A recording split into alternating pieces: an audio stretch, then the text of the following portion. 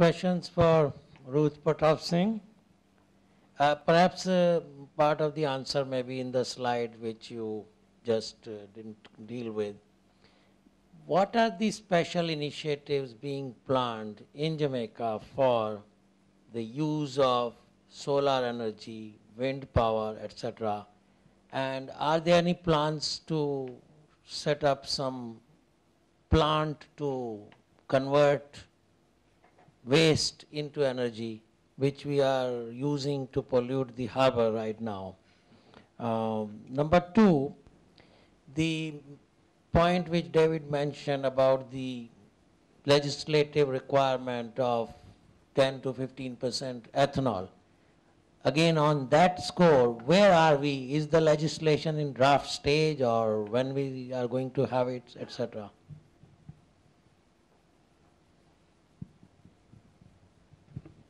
Any other questions at this moment? All right. Okay. Thank you, Courtney. Let me mention a comment on the easy one first. It can be 10, it can be 15. In Brazil, it's up to 25. It's really a discretionary issue, and most regulatory authorities just decided on the basis of, really at the end of the day, what the companies tell them is reasonable in their given market. But 10, 15 is usually a standard norm, and it works quite well everywhere that it's been established. But again, it's a regulatory issue. We were at a meeting of CARICOM Ministers of Energy, that would have been September 2006, where on the initiative of the Inter-American Development Bank, which has now a Caribbean Basin Renewable Fuels initiative to support countries on this. You can go on their website, www.iadb.org, and it's funding feasibilities, pilots in St. Kitts, Haiti, Dominican Republic. I'm not sure if they're doing Jamaica yet, but it's on the list, El Salvador and various others, and the Brazilians are supporting that venture as well, to stimulate some common energy policy in the region.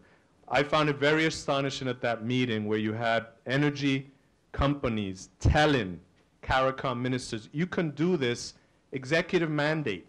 A prime minister just needs to sign a piece of legislation, end of story, that it could still not move. It's going on 2 years now. And I guess given our experience with other things like single market and so on, it's just that these things don't move easily. But I mentioned to you El Salvador, Dominican Republic.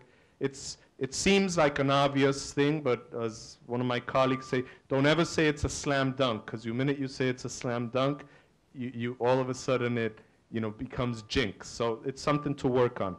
The environment in the U.S. and the situation.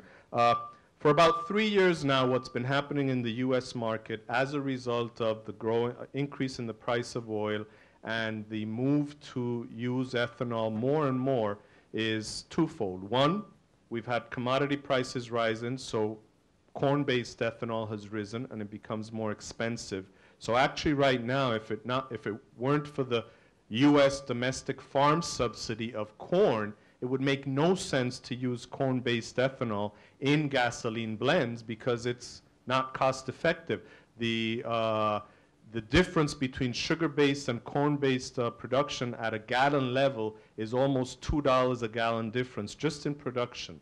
Then you add to that sugar-based ethanol is about twice as energy efficient as corn-based ethanol and uses about 1/3 less energy to produce energy, and it becomes an obvious thing, but there's no sugar being produced in the United States for ethanol. It's corn, and it's being subsidized. What's been happening is a big move to say, why don't we eliminate this tariff on Brazil's sugar-based ethanol, which really started as a protection of the corn industry, because then we'll have access to the cheapest and most efficient ethanol in the hemisphere.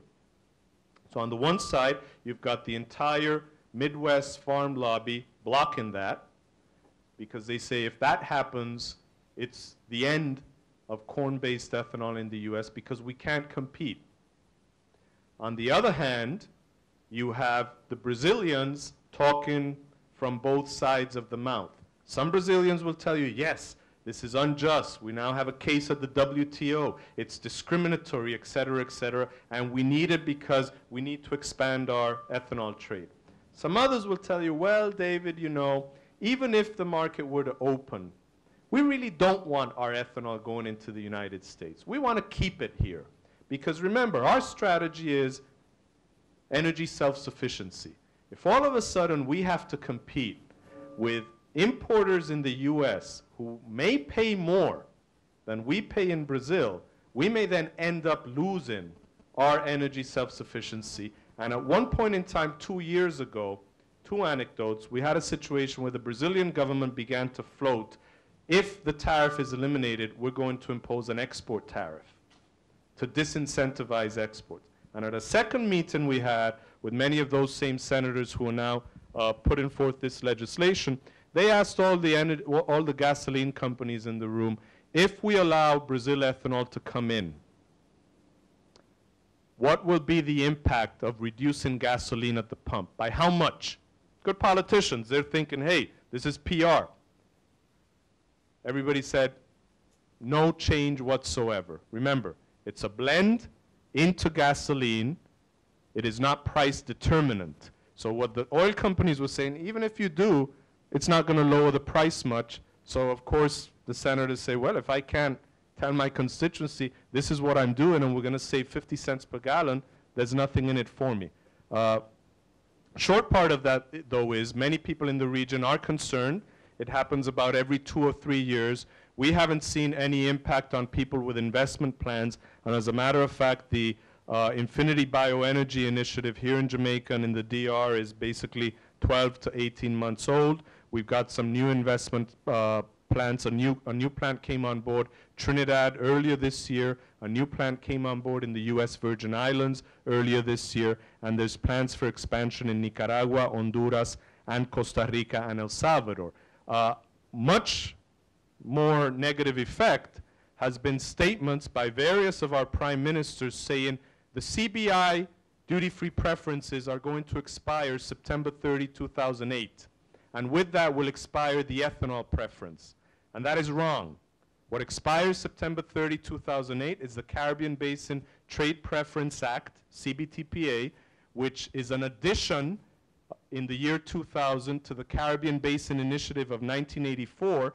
That addition in the year 2000 is only for textiles and apparel that was produced in the region from regional fabric. The countries that used that were Central America, the Dominican Republic, and to a lesser degree, Jamaica.